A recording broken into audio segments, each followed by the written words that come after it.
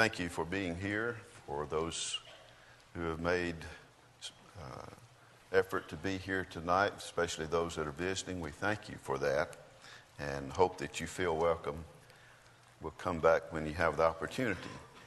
Hope you'll open your Bible and your heart and listen to some things that I believe are very, very crucial in our own futures.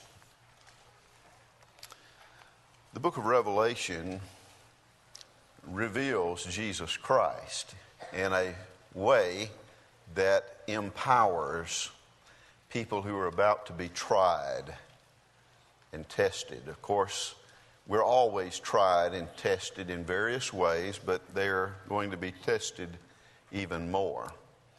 And so they're about to be tested as to the depth of their faith and the depth of their love for God and for one another. It's going to be tested. And that's really what life is going to do. We're going to be tested. And you got to have a faith that is deep-rooted, and you've got to have ears to hear. That is, you've got to be quickly able to tune in to those spiritual thoughts and those words of God that will empower you through the difficulty and through the challenge. Now, I have, as well as most of you here, I have seen through the years many people come and go. And it's heartbreaking. We have seen people lose their faith. Sometimes you can see something is happening, but you're helpless to help that person. You can see it in their attendance. You can see it in the lack of interest that is seen in their faces. Something is happening that is drawing them away from those things that could save their souls if they let it. And they're drawn into something that is going to captivate their souls if they let it. And it seems like they are letting that happen rather than the former. And I have been brokenhearted many times at those that I thought would stand their ground and would stand strong in the Lord. And then I have seen moments in my own life when I didn't think that I could stand any longer. And my faith and my love was shaken to the core. I have felt what it feels like to be on the verge of apostasy, of falling away, of giving it up, and throwing it to the wind. And so I know how that a soul can be discouraged. I know discouragement. And so I know how it happens. And I know the kinds of thinking, the groundwork that causes or it sets the stage. And we got to learn where we are. We got to learn what's happening to us and where this has taken us. We got to learn from mistakes of the past. And then we got to learn how to do better in the future. And I'm saying this because I want everybody to be able to recognize what's happening to you. And I want to be able to recognize it as it's happening to me. Because I don't want anybody to fall away. Nobody should fall away. Nobody should fall into discouragement to the point that you can't climb back out. And so what are the secrets when you go back into the Bible as well as in practical experience? You look at those who have gone through, as David would say, I've gone through fire and I've gone through water. What kept you from falling, David? And it was his faith. It was always the strength of his faith, the quality of his faith that kept him going, because there are lots of things that will knock you down. And so you've got to find out what those things are, those secrets. And they've got to become your personal possessions. The secrets of winners. When you talk about winners in any field, you've got those who stick to it. And they go through hard times. A football player you will know that. You know, the first part of the season, they really work you to cull out those who are going to stick with it and those who are not. That's really what the first few practice sessions are. They run you to death. And they run you to the point that you separate the ones who say, I can't handle this anymore. And then you're left with those that are going to stick with it.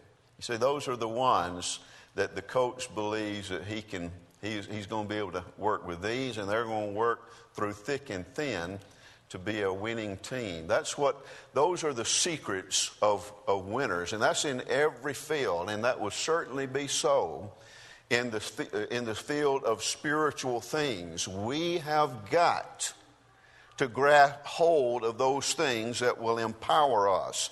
And the book of Revelation is doing that. And I want you to notice with me in the opening chapters of this that he gives them the secrets of that winning resource of internal spiritual strength and stamina. And that comes about by a belief, a deep embedded belief, a conviction. It can't be just superficial. It's got to be a deep-rooted conviction that's going to hold whenever those trials and tests in whatever form they're going to come. And they're going to come in every kind of form. Sometimes it will be from within. Sometimes it will even be family. Sometimes it will even be members of the church. Sometimes it's from without.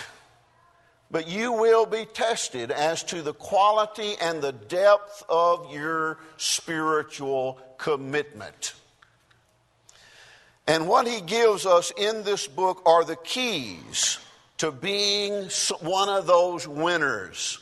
One of those who endures hardship and still comes out a solid and even more solid person than even before. Among the things that you will notice in chapter 1 in the reading just a moment ago, two expressions. In verse 4, he says, "Grace to you and peace from he who is." Underscore that we're dealing with someone who presently is. And someone who was. Someone that you know about that was always there in the past. For every one of God's people, he was there.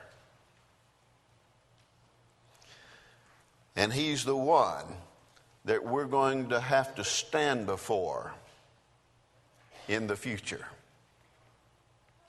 Now, if you understand him as the one who presently is, and he is presently expecting you to grab hold of the things that we're talking about tonight, and you're not going to just put him as, that was the God of David way back then, and David found a lot of great strength when times of testing.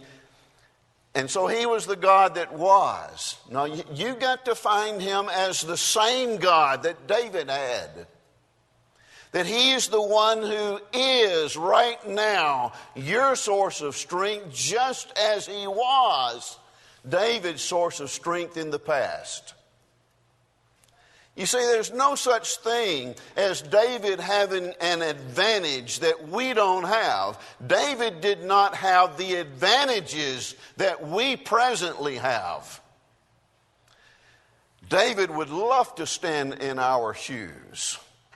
He would have loved to have been in the position of having all of those spiritual blessings, knowing that they were in Jesus Christ, and he would know Jesus Christ. All Jesus was to David was someone who is in the future. But you and I have a Jesus Christ who is the source of strength presently, just as he was the source of strength to those faithful ones who endured some of the most crucial kinds of tests, makes me hang my head in shame and embarrassment when I begin to think about those disciples of the Lord who endured the kinds of hardships that they endured, and then I find myself so easily brought down. And I let it happen because I wasn't thinking about He who is presently the source of strength. And so John is writing to brethren and saying, your grace and the peace that you're going to have in the moment of your crucial testing is the one who is. And He's the one who was. And He's the one that you're going to deal with in the future. And then he states that again at the end of that little segment of reading we had just a moment ago in verse 8. I am the Alpha. The Greek alphabet. He would have said, I am the A and the Z, if he were using the English alphabet. But he was using the Greek alphabet. So I am the Alpha and the Omega. That means I'm the one who starts. This is what the Hebrew writer calls him. He is the author and He is the finisher of our faith. So whatever is at the beginning of it and the thing that happens at the end, everything in between is just the testing of the quality of it. So the secrets of these winners are that they knew Him not just as the God of the past, and not just as a source, a resource of strength for those people who lived in the past, but He was the source of strength for those who are willing to use it in the present. And so in verse 9, I am the Alpha, I am the Omega, I am the beginning, and I am the end, says the Lord, who is, and who was, and who is to come, the Almighty. So you want to deal with the Lord. And you can write Him off as God of the past if you want to. And then you can delay the fact that you're going to face Him in the end if you want to do that right now. But right now is the is moment. What is true of you? What is true of your faith? What characteristics and qualities does it have? Now, when I ask myself that question, I begin to wonder at times if I'm going to be one of those winners. I can look at past battles and say, yes, I've gone through fire and I've gone through water. I don't know what is left. But I do know this, that whatever is left, I've got to hang on to He who is right now. And you've got to do that too. Now, in this book, chapters 2 and 3, we have studied in the past those 7 churches. And his encouragement to them was so that to the end that they would be some of these winners. Look at the statements in chapter 2, verse 7, where he says, finishes writing to the church at Ephesus, and he says, to him who overcomes. And then he gives a promise. If you'll be an overcomer. And there's a lot to overcome, brethren. There are a lot of things that we've got to overcome. Be an overcomer. Now, nobody can do that for you, but you and your relationship to the Lord. And if you maintain your relationship to the Lord as the one who is presently your source of strength, then you'll be an overcomer. And this promise is that I'll give him to eat of the tree of life, which is in the midst of the paradise of God. I don't want to miss that. There are a lot of things I can miss. A lot of things I would like to experience in this world. I don't anticipate being able to do them all. There are a lot of things that would be nice to do. But I want to put this down, that if I miss everything else, I don't want to miss this. And to be able to be an overcomer and to be able to sit in the midst of the paradise of God and be able to eat of the tree of life in the midst of the paradise of God, paradise forever, for a few moments, comparatively speaking.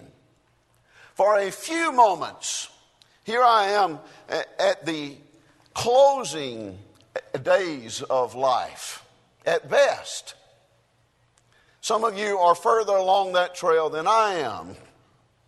None of us know when we're going to die, but we know we are. And so right now, I've got to brace myself, and I've got to do some things that will help me be an overcomer of whatever is going to challenge me now. And you've got to do that too. So you got to be an overcomer. Look at verse 11. Again, he says to the next church, he writes, to Smyrna, he says, he who overcomes shall not be hurt by the second death. The second death is where you cast into the lake of fire with the devil and his angels. I don't want to be cast in the lake of fire. I don't want that second death to overtake me. Well, be an overcomer. Be a winner. What are the secrets? How am I going to do that? You've got to be an overcomer. Look at verse 17 again. To him who overcomes, I will give some of the hidden manna. But you got to be an overcomer. You got to overcome a lot of things. And you got to overcome a lot of discouragement when it comes your way. You got to recognize it for what it is. That this is not going to beat me down. I'm not going to let it. You got to fight. If you want something, if it's worthwhile, you got to fight for it. And look at verse 26. 17 says, to him who overcomes, I'll give to eat the hidden manna. Verse 26 says, he who overcomes, if you're going to be a winner and keeps my works unto the end, I will give power over the nations. And look in chapter 3, verse 5. He who overcomes shall be clothed in white garments. In verse 12, he who overcomes, I will make him a pillar in the temple of my God.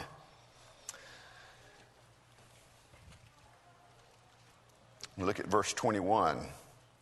To him who overcomes, I will grant to sit with me on my throne. Sit with him on my throne, as I also overcame and sat down with my Father on his throne. You'll sit with me on my throne. Now, I can miss a lot of things, but I'd be a fool, wouldn't I? I'd be a fool to have this opportunity to be an overcomer, and I didn't think it was worth it to sit down on the throne with Jesus Christ.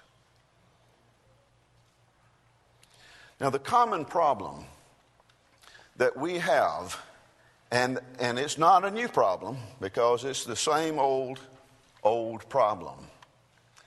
The common problem that we see from the beginning is not keeping a large enough presence of mind, or a picture in our mind of the Lord in our hearts. Keeping a present picture, and one that's larger than what's happening to me.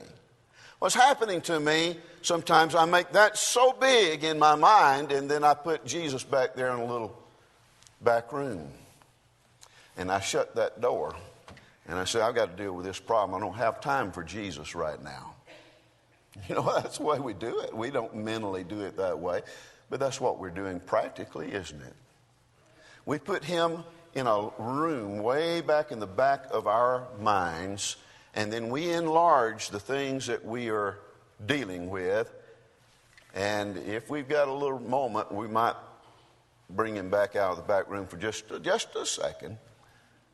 But the problem keeps being bigger than our vision of Jesus and who he is presently, who he was, and who we're going to deal with in the future.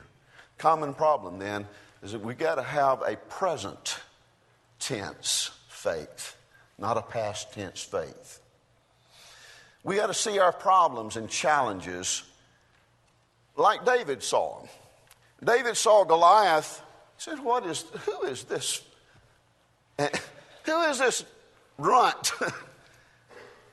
And he looked at him that way because he was looking at his God as so much bigger than Goliath. That Goliath is nothing. And he really embarrassed the rest of the Israelites because their vision of Goliath was huge, and they had God in the back room back there somewhere. We see our problems and challenges as Goliaths that we can't handle, and that's the problem. You can't handle them because you're trying to handle them by yourself, and you're trying to handle it without God, and you're just keeping God in the back room somewhere. That's common, isn't it? That was the common problem with the Israelites when they had a chance to go into the promise. They had seen God open up the sea. They had seen God bring water out of a rock. They had seen God feed millions of people in a desert land. And then when they got their chance to go into the promised land, they sent 12 spies in, and 10 of them came back and says, oh, we were just like grasshoppers in our own eyes. That's a common problem. We don't see God as big enough to help us. We don't see our faith in God to be strong enough to lock him in the front room with us instead of in the back room. We reduce Jesus or God to the past. We think of him as the God who was. He was that back there with them.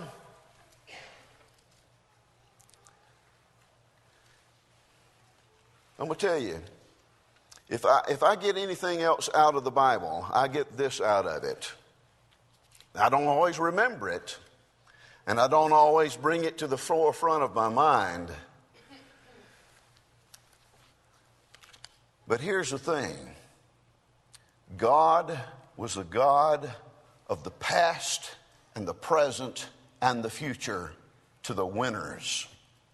And he was never that in the minds of every loser. Every one of them always put him back there. Yeah, he opened the Red Sea. But what has he done for me lately? That's the mentality. They got to the promised land. What has he done for me lately? We reduced Jesus to the past, he was there, all right. But that's not where he's at now. And the difference will be, if I'm going to be a winner, is I'm going to have to keep him in the present. I'm going to have to think of him as the God who is, instead of just keeping him as someone who was. We're not seeing him as he who is and the one that we're going to have to give an account to sometime in the future. Kind of putting that so far in the distance that it's not even relevant to us. And the things that he did in the past, we put them so far in the past that it's not relevant. And so nothing is relevant for the present. We got to see him as the Jesus who is and the one that we're going to deal with in the judgment. Therefore, The reason that we have this common problem is that we're not relying upon him for our present storms. Now, holding your place, keeping your place there in Revelation, I want you to notice a very powerful statement by Paul to the brethren at Rome. So turn to Romans chapter 8, and I want you to notice with me a series of statements that he makes to the brethren at Rome. Very similar in content to what John wrote to those 7 churches. But he says in Romans 8 verse 31, "What then shall we say to these things? If God is for us," is God for us? Can we say presently, God is for me? Then if that is your present knowledge and understanding of God, that God is for you, then as far as you're concerned, who is it that can take me and God on? Who can be against us? That's all the difference in the world in perspective, isn't it? When you look at it that way, man, we are powerful. We're going to be overcomers. We're going to be victorious. We're going to be winners. We're winning right now. Because God is for us right now. And who can be against us right now if God is for us right now? And then he goes back to something in the past. What then shall we say to these things? If God be for us, who can be against us? He who did not spare his own son, the one who did that for us in the past. This is the God who was.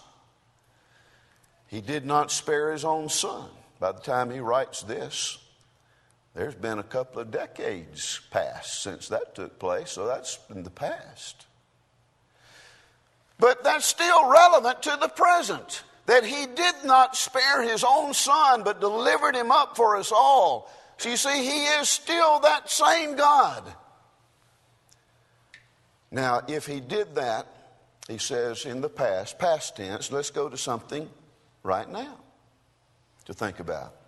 How shall he not with Jesus, with him, also freely give us, right, present tense, give us, present. If he did that, then he will give us anything we need. Isn't that what he's saying? That he is the God who, because I know him from the past, I know that he wants to give me what I need to be an overcomer, and I can be an overcomer. And then he says something about the future. Who will bring a charge against God's elect? Oh, Satan is just really searching and looking for a way to bring us down. But who will bring a charge against God's elect? It's God who justifies. The thing is, you see, people with their mouths and with their attitudes and with their minds, they can try to tear us down. But God is the one who justifies us. People remember mistakes. You see, God's already wiped that off the record, whether people do or not. God's the one who justifies. Who is he who condemns? Oh, people are always condemning me. Well, who is he?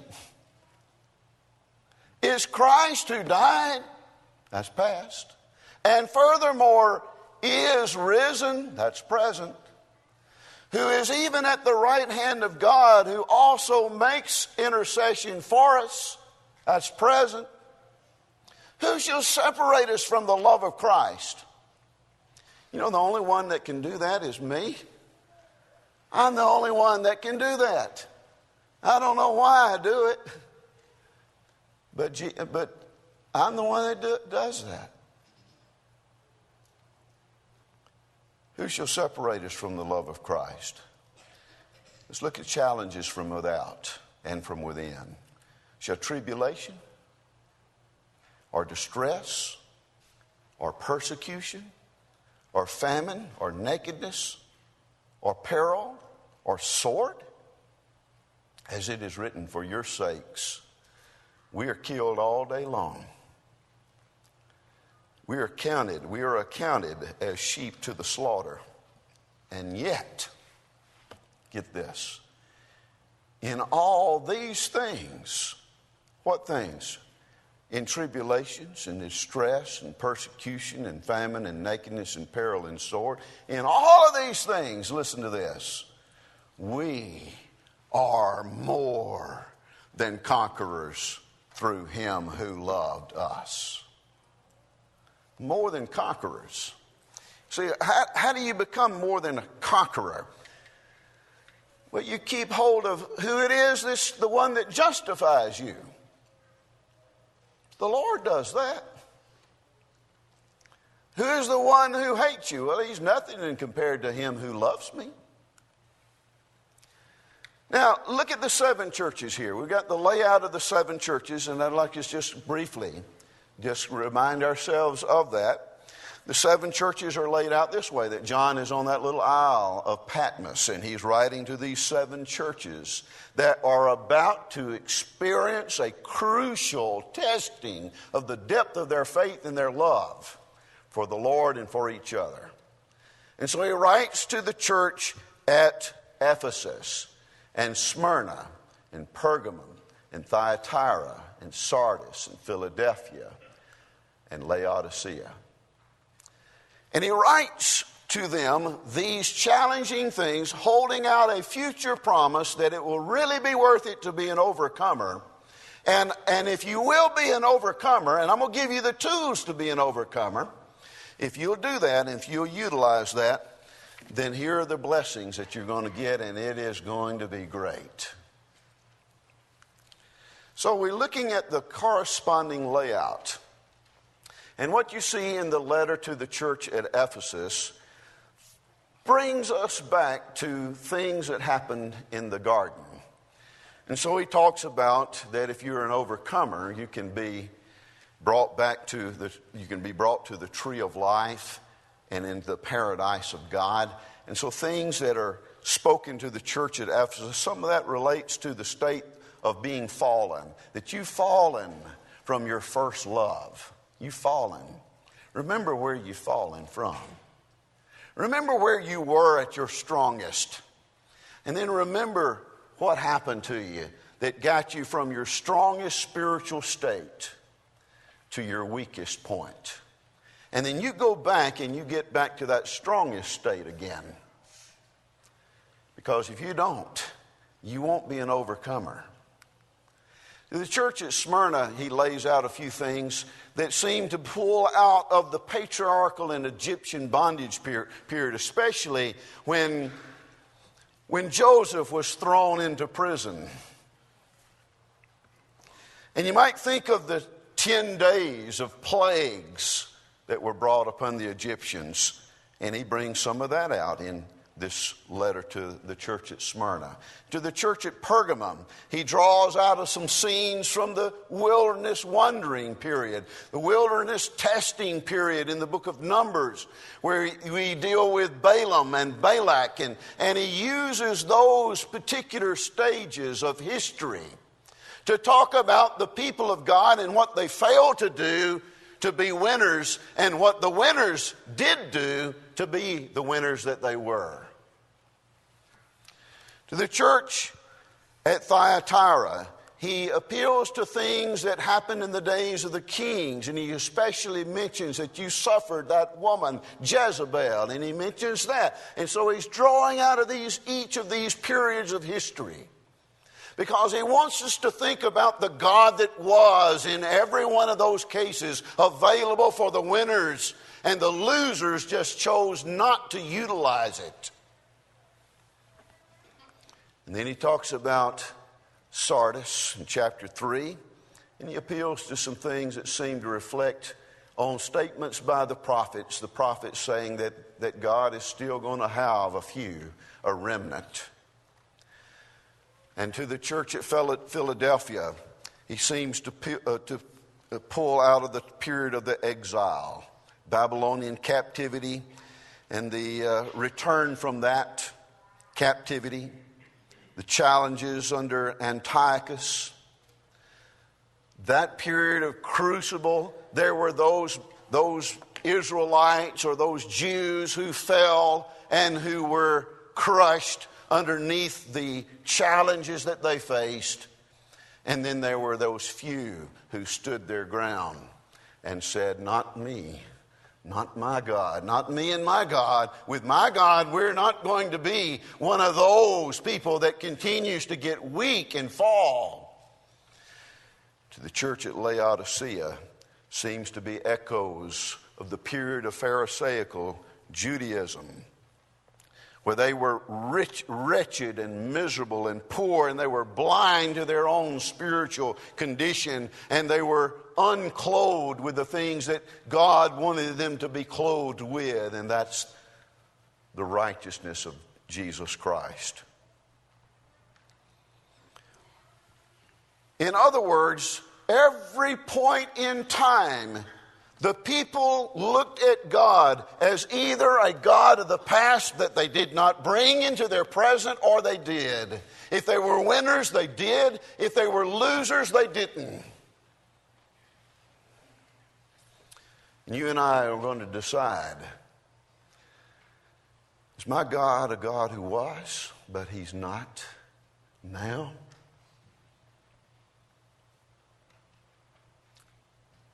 And am I putting the future so far distant that it's not even practical now? What happened to Adam? Adam and Eve, they lost their sense of connection. That's really all it was. You lose your sense for a moment of connection. I'm connected to him now. You lose that sense of connection, you lose. To the Israelites who lost their sense of connection and complained about being in bondage and wouldn't listen when somebody tried to tell them God wants to deliver you out of Egyptian bondage, and they didn't listen. It took a lot of miracles to wake them up and get them moving. But the Israelites lost their sense of connection in Egypt. They lost their sense of connection in the wilderness.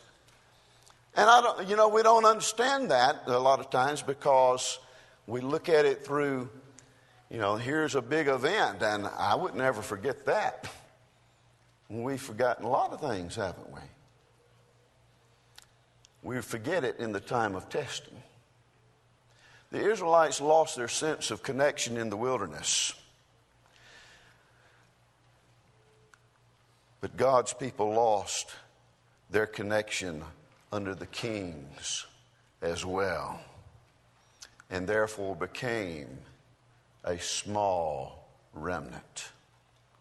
A story that Paul writes to the brethren at Corinth in 1 Corinthians chapter 10, and he says, now, these things were written so that you would learn something from it. Don't you do like they did. We don't want to be a remnant. I don't want to see another statistic that here we've got this percentage of young people that they go off to school and then that's it. They're through with God. I don't want you to be a statistic that says you didn't have your own faith and you didn't bring God into the present.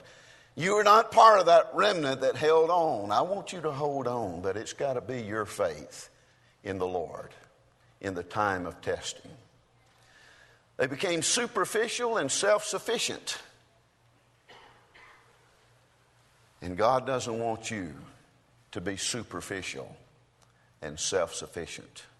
So what lesson do we learn? We learn that in every challenging situation, the winners always do a certain thing. And I want to be a winner, don't you? I want you to be a winner. What are those certain things?